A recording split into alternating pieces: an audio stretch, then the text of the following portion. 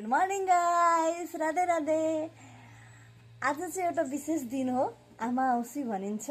र सर्वप्रथम चाहिँ संसारमा जति पनि आमाहरू हुनुहुन्छ सबैलाई मेरो तर्फबाट धेरै धेरै शुभकामना। र यस्तो कुनै दिन त हुँदैन जो स्पेसियल आमाको लागि बनिएको।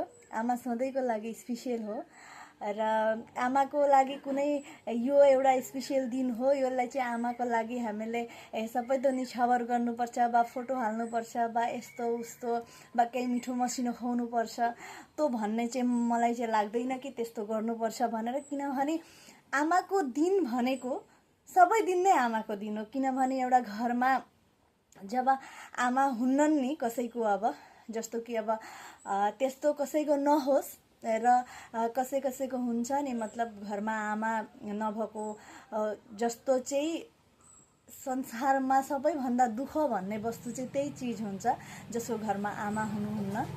र आमा हुनुहुन्छ र आमाको आशीर्वाद छ भने ती छोराछोरी त अब धेरै नै भाग्यशाली भनेर सोच्दा हुन्छ होइन। मेरो सोचाइ मात्रै चाहिँ, किनभने आमा भएको घर नै उज्यालो हुन्छ। र कहीँबाट आउँदाखेरि पनि अब केही काम होस् नहोस् तर आमा खोइ भन्ने एउटा आवाज आउँछ घरमा आँगनमा टेक्ने बित्तिकै।